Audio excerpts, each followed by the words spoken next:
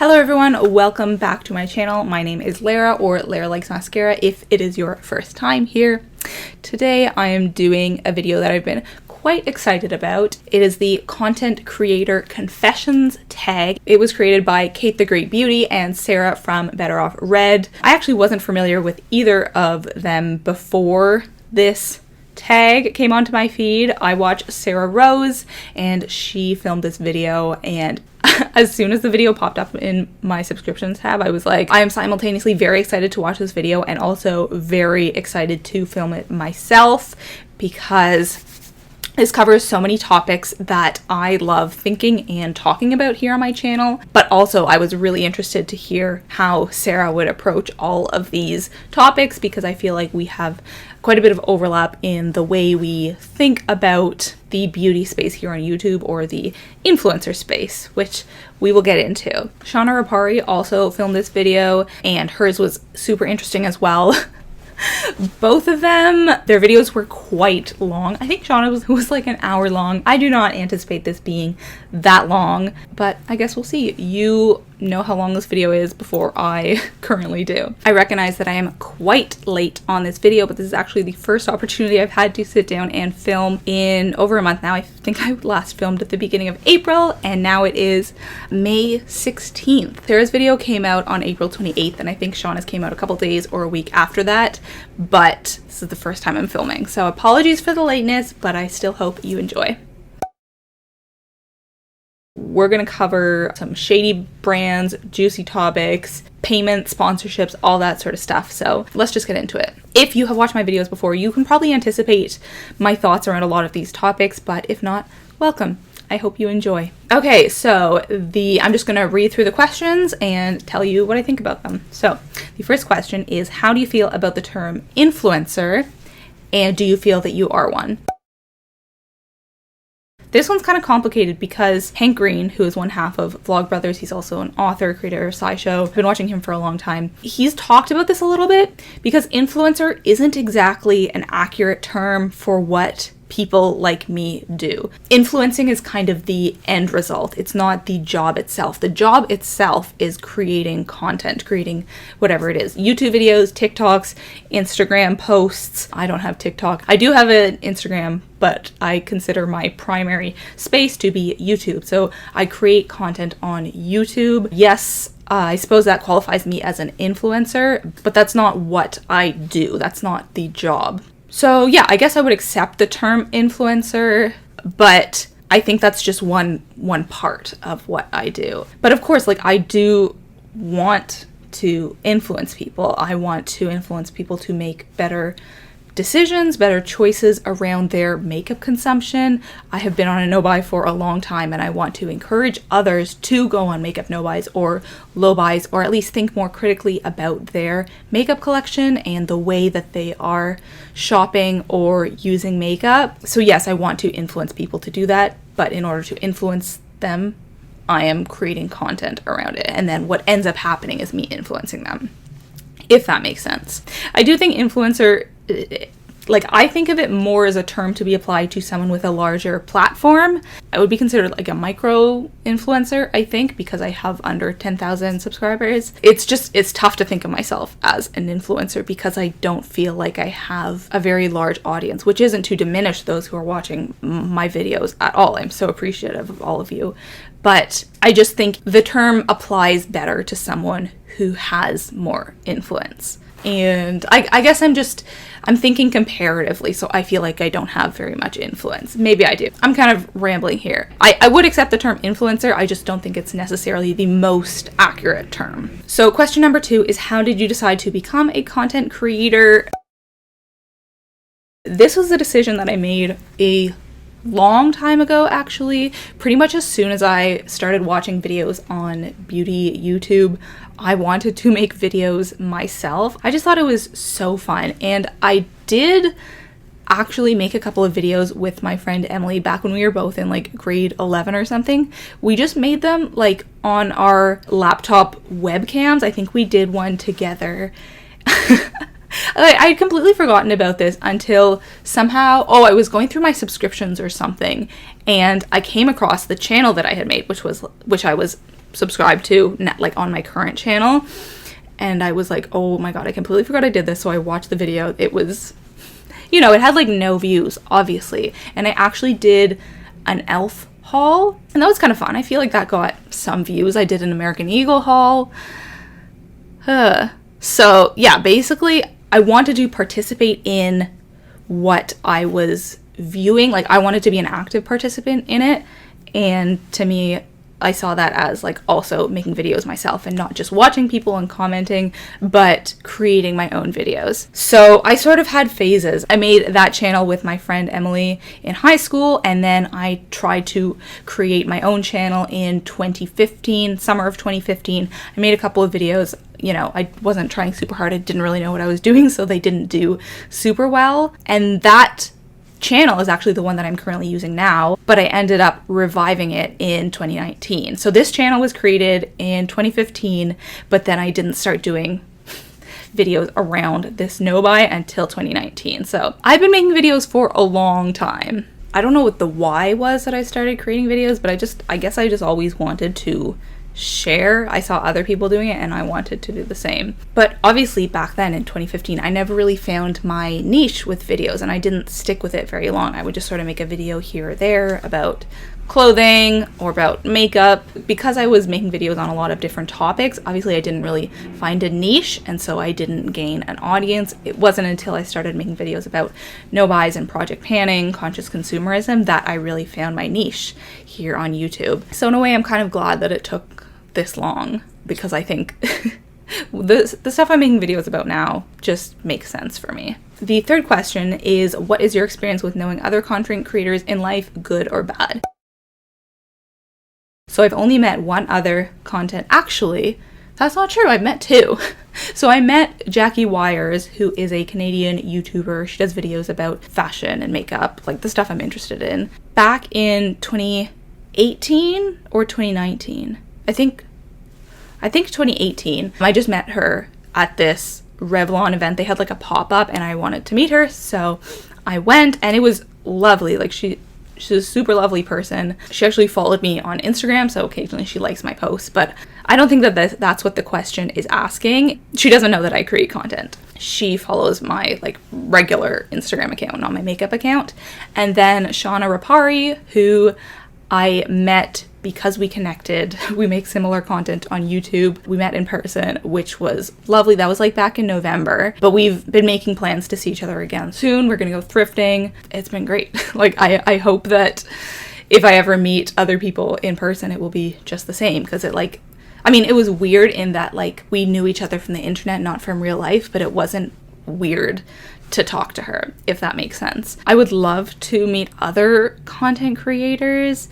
I think that would be so cool, because this is obviously something that my other friends in real life can't relate to. So it's nice talking to other people who have the same experiences as you.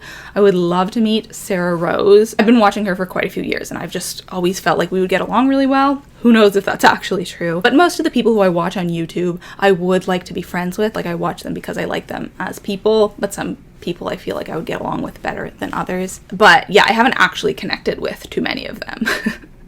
Like I don't talk to a ton of other content creators. Maybe I'm just shy. I don't know. But I would love to meet more. If there's like a Toronto beauty YouTuber event or something, I'm obviously outside of that sphere, but I would love to attend something like that. Maybe this video will be an hour. I'm only 3 questions in, and I'm already like it's been like 12 minutes of filming, so we'll see. I'll try to pick up the pace a little bit.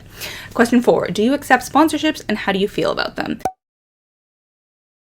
So if you've been watching my channel for a while, you know that I have never taken on any kind of sponsorship, but I don't want to claim like this is because I'm, so high and mighty and I'm above sponsorships and I'm not a fan of them. I just have never been proposed an offer that I felt was acceptable. And to be clear, I haven't been approached by that many brands to be sponsored, but the ones that I have been, I just haven't really been interested. I think that I would take on a sponsorship, but it would definitely depend on the brand. I think I think everyone's quite picky, but especially so for me because I have certain qualifications, cruelty-free, vegan, ethical, and then also it would kind of have to be in the makeup realm. Like, actually, most of the companies that reach out to me, whether about sponsorships or sending me PR, are not even makeup. And I'm like, why do you think I would be the right spokesperson for this product?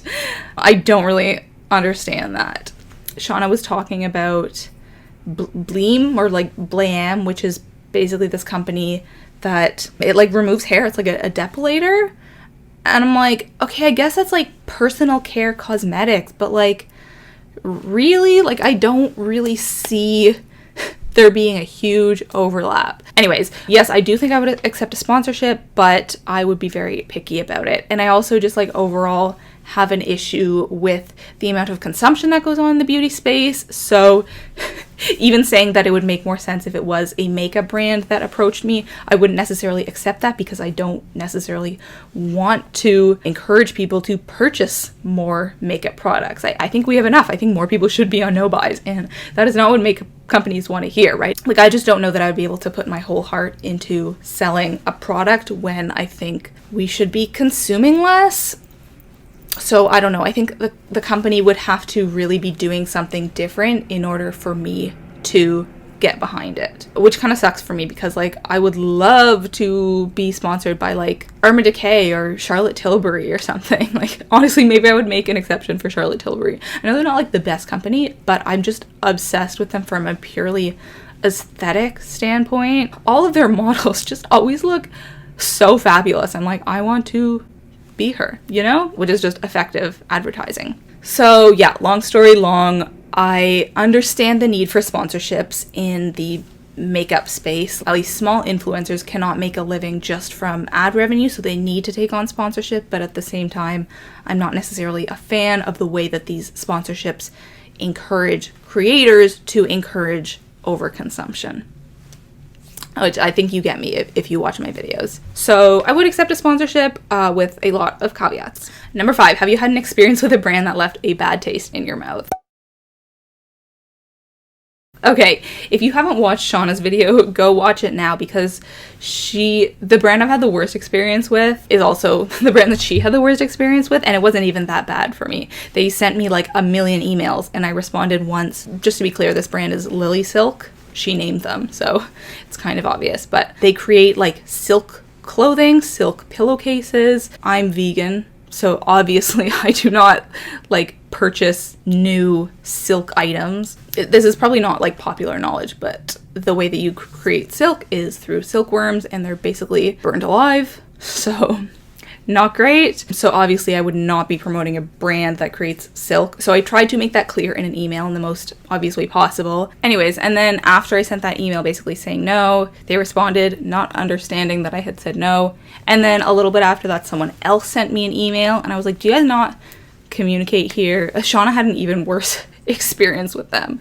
Basically, I've had companies leave a bad taste in my mouth, but none that I've heard of before. Like, all of the companies that have reached out to me have been previously unknown to me, so they all pretty much left a bad taste in my mouth just because of like the way that they have been emailing me, but I hadn't heard of any of them before. I do want to address Merit, because Sarah Rose addressed it, and this is actually the one company that I have accepted PR from, and it's because their brand goes along with my ethics, like cruelty-free, very minimal, ethical, slow releases. They only release like a couple products at a time, and they're not, well, I mean, they're kind of promoting overconsumption, but like not nearly as much as other brands. Sarah brought up the point that they are basically paying people through product rather than actual sponsorships, which is not cool, and I totally get that. She was saying that the more that companies do this and the more that content creators accept this instead of sponsorships, the more they will be encouraged to not ever offer any kind of payment. And so, you know, creators need to stop saying yes to free product instead of being compensated. And yeah, I hadn't thought about it that way before, and I really have seen that through the companies that contact me and offer free product but never mention any kind of payment. But at the same time, I do find it difficult to fault micro creators who have never received any kind of sponsorship or PR before and are excited to receive product from a company. Even if they get no kind of compensation, it's worth it enough to just be getting free products. So someone who has never gotten anything before and this is their first opportunity, like, I totally understand why they would accept it, and that's why I accepted it. I was interested to try the brand and I was excited to try my first PR. So I can't say for sure that I wouldn't accept it again in the future. It's tough. I don't want to encourage companies to be doing this, but at the same time, I understand the other side of it. I don't know. What do you guys think about that? I think it's tricky, and I haven't fully figured out how I feel about it yet. Some of my answers are going to be very brief because they don't apply to me. Like this next question, how do you deal with negative comments?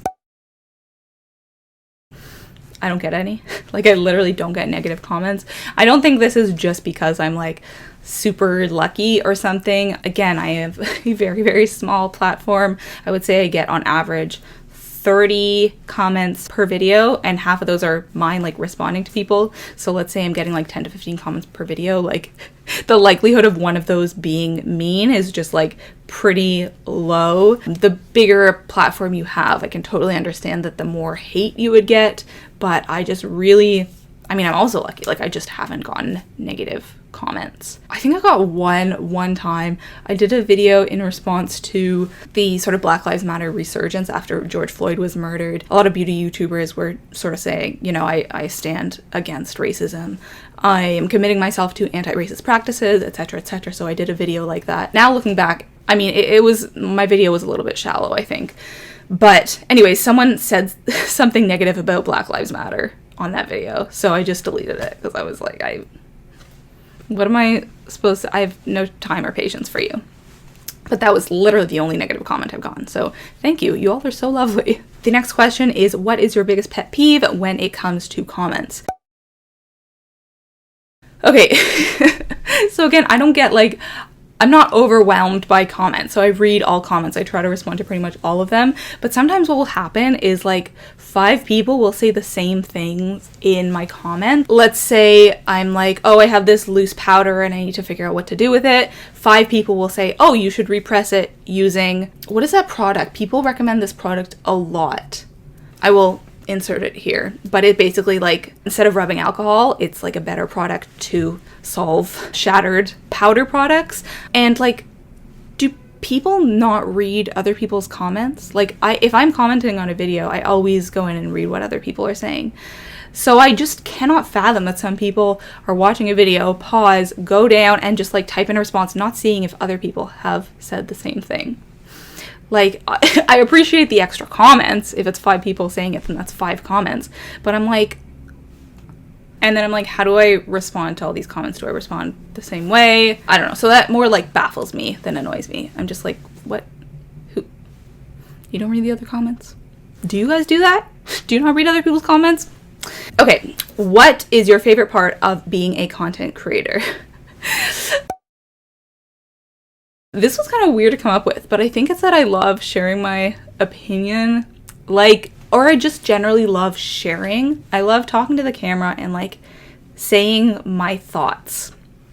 And I don't know why I think I'm so important that like my thoughts deserve to be shared, but I just want to share them with an audience, I guess. And I think more than this, I do want to have influence, positive influence. I want to help people rethink, as I said earlier, their relationships with makeup. And sometimes I see people with huge platforms like sharing important work that's being done or not-for-profits to support or whatnot. And I'm like, man, like I want to be able to do that. I want to feel like I'm making a change in the world. But that's not necessarily the only way to enact change in the world. So I don't know. I think I'm just one of those people who likes sharing my opinion.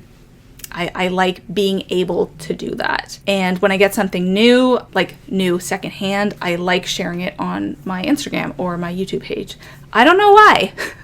I just do. Even when I like go to Plato's Closet, my favorite store, before I would share this on my platforms, because now I generally show the clothing that I get on Instagram or YouTube, I would always send snaps to my friends of all the clothing I bought. I just like to share. I don't know what it is. The next question is, what is your least favorite part of being a content creator?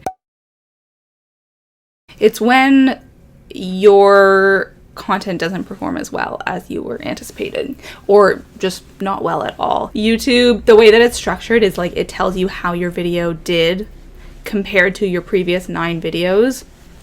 So for example, the video I just put up on the weekend, it ranked 10th, like in last place. It did the worst out of my recent 10 videos, and that was really sucky because it got like many hundreds of views fewer than the next up video. Like this video just did not do well at all, and that just sucks because like you're not spending any less time on a video that does badly than does well, you know, you're spending the same number of hours. And so the fact that fewer people are seeing it and, you know, you're seeing less revenue from it, it really doesn't feel good, and it kind of makes you like rethink everything, and you're like, should I just completely switch videos? This one in particular was a pan those eyeshadows, so I'm like, okay, I'm stopping doing pan those eyeshadows. I went back and looked through my other pan those eyeshadows videos, and none of them had done that well, so I'm like, okay, this series is over, I need to switch to something new, you know. So it's kind of sucky. And then you start kind of catastrophizing, and if 2 videos do badly in a row, you're like, oh no, my channel was like this and now it's going like this and it's never going to go back up.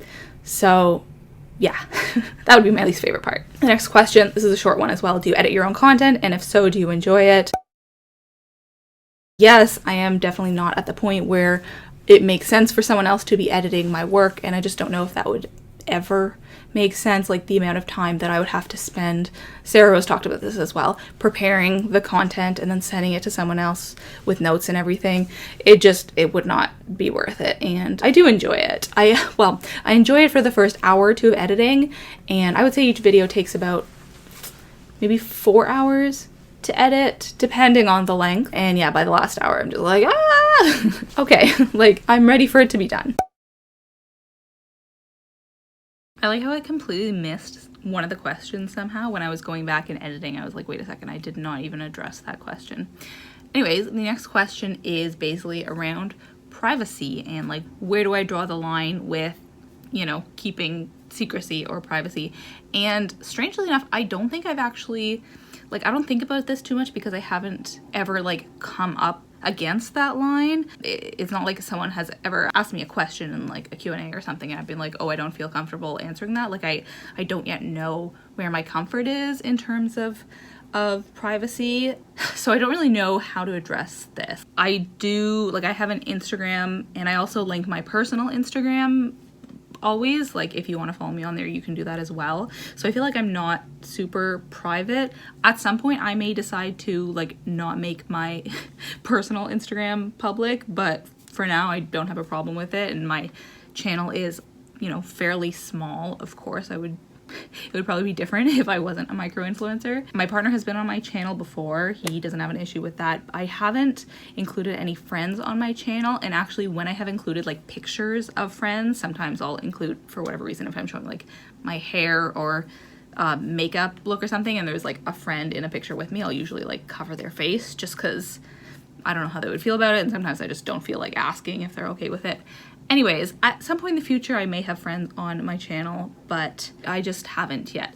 Actually, I'm thinking, kind of off topic here, my birthday is coming up and I'm doing like a cross-country 10-year reunion with some of my elementary school friends in June. So I kind of want to do like a fun vlog birthday weekend with them. I don't think it would do well at all, but just for like me personally, it would be a lot of fun to film and just like to look back on. So might have some friends on my channel in the future. But yeah, in answer to the question, I don't really know where the line is for me in terms of privacy. I'm sure this will change over time, you know, if more people watch my channel. But yeah, at the moment I'm like, no, I'm happy to, you know, share my life with all of you. So that's just where I stand. Question 12. Name one thing you wish you knew when you were starting out. This sounds dumb, but I just wish I knew how much time and effort you really need to spend on content. The first, I think, year and a half of when I was making videos about my no-buy from November 2019, I really like was not taking YouTube seriously. Like, I wasn't spending a ton of time on each video. I wouldn't spend any time preparing to film. Like, I wouldn't make any notes or anything. So I would just sit down, turn on my phone. At that point I was recording with a phone, and I wouldn't necessarily like get myself looking ready. The getting ready in terms of your appearance really, really does make a difference. And so obviously those videos didn't do super well. I was filming on a phone. It wasn't great quality. I wasn't putting a ton of time into it. And now I can see, like, I really need to block out a lot of time to prep for videos and to film videos just to sort of achieve the standard or the quality that I want.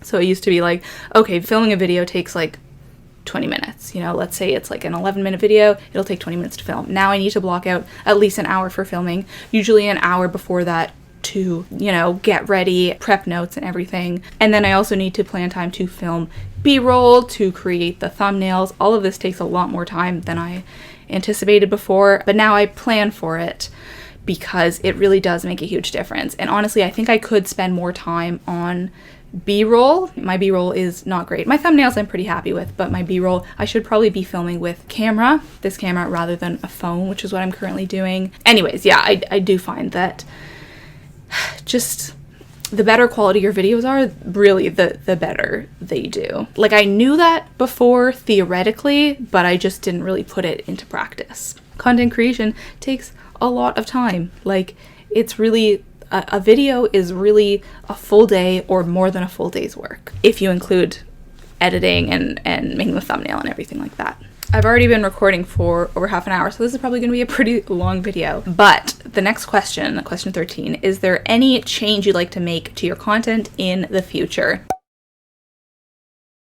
Yes and no. I kind of constantly feel like I'm running out of video ideas because there is a very narrow, like, niche of content I can make.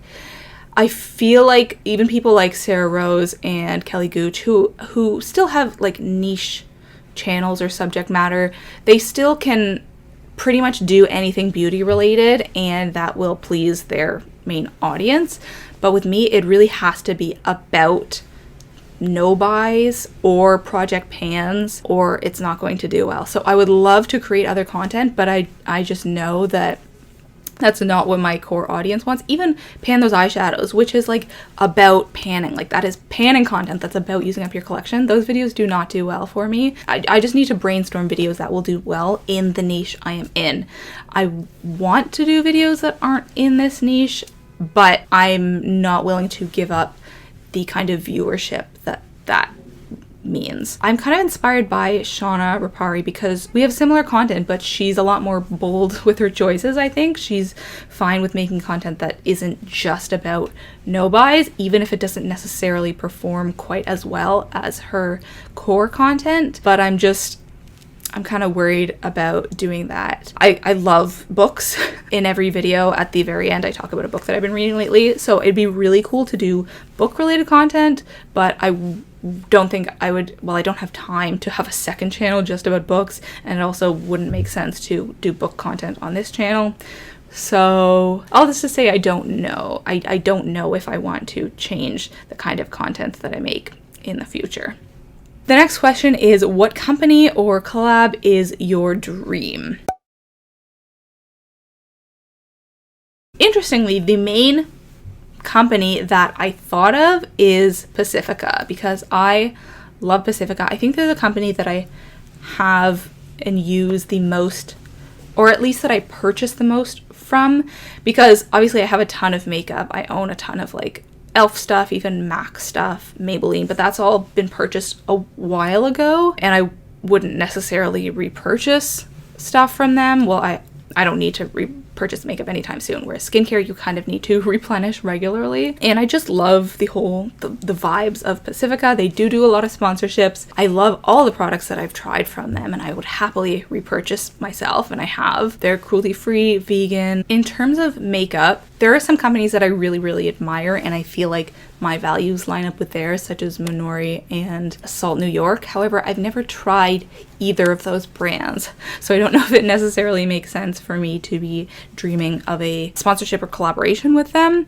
because I don't know if I actually like their products, whereas I do know with Pacifica. But those two brands, I think they're both doing great things. I'm sure there's other brands as well, I just can't think of them off the top of my head, but yeah, Pacifica. Would love to be sponsored by Pacifica or do a collab, but I don't think that's reasonable to dream of. There's also some zero waste beauty companies or carbon neutral makeup companies that I know of. Cheekbone Beauty. Ooh, Aether. Aether would actually be really neat as a company as well. But I've never tried any of these brands because I only became aware of them after I started purchasing makeup, because, you know, when I went on my low buy, that's sort of when I gained this new framework, being anti-consumerist. And so, of course, I haven't bought from them because I don't buy new makeup. So it's a bit of a catch-22. But yeah, I find all of those brands that are doing great things environmentally very interesting, and I would love to work with them. Question 15. What other creator do you admire or want to work with? So first of all, Shauna. I would love to do a collab with Shauna. Honestly, we should probably make this happen because I think she mentioned me as well in her video. We just need to brainstorm, I guess. We did do, I don't know if it's a collab, but like a live stream together. We did a live stream. So yeah, we should actually do a collab video. And then outside of the beauty space, Kristen Leo. I love her anti-capitalist content. I don't know where I would necessarily fit in with that. There's not a ton of, like, there's anti-consumerist beauty YouTubers, kind of, or at least conscious consumerist beauty YouTubers.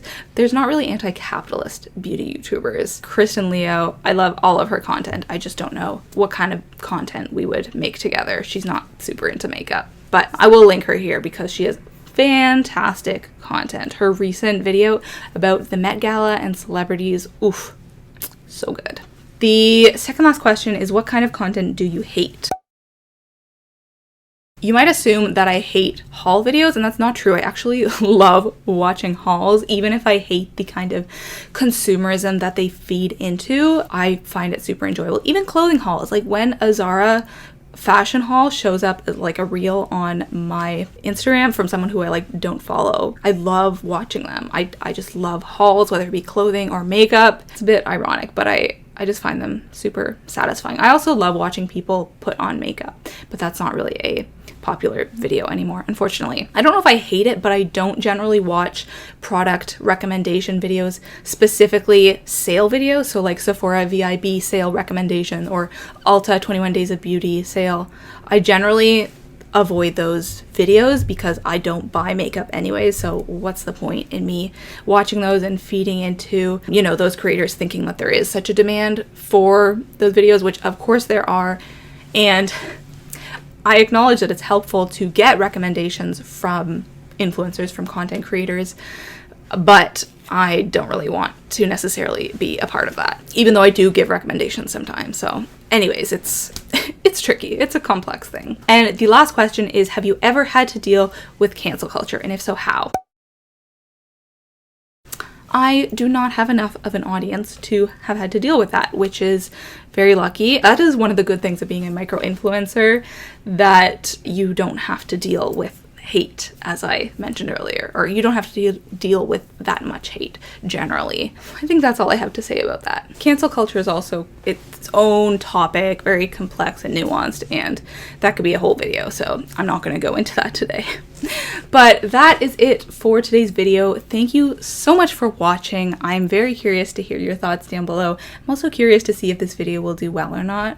Part of me is like, oh yeah, people love these juicy kind of videos where you really talk about shady brands. Another part of me is like, oh, this is like very niche and it probably won't do well at all. But I'm really hoping it does well because it's so depressing when your videos don't do well. Oh my god, if I have to see that like this video did like the worst out of my previous 10 videos again, devastating. But anyways, let's talk about a book that I've been reading lately. So this is Somebody's Daughter, a memoir by Ashley C. Ford. I heard about this from author slash YouTuber John Green, the other half of Vlogbrothers, not Hank Green, the other one. Ashley C. Ford was also interviewed for The Financial Diet. I watched them on YouTube. Great channel. So I was very interested to pick this up. She basically talks about her life. She had an incarcerated father for most of her life, and that really shaped who she was as a person and also her family relations. It's definitely not my favorite book. I didn't find it to be one of those like I can't put down memoirs, but it is really interesting. She has a lot of insights. The thing I think is the strongest is how she writes about her childhood. She seems to remember everything. She seems to remember everything that happened, all of her feelings at the time. I don't know if she was just constantly journaling or whatever, but I really appreciate her ability to understand what it's like to be a child or a teenager and how those emotions feel. So, not my favorite book of the year, but interesting, and I would recommend it. So that is going to be it for this video. Thank you so much for watching, and I will talk to you next week. Bye bye!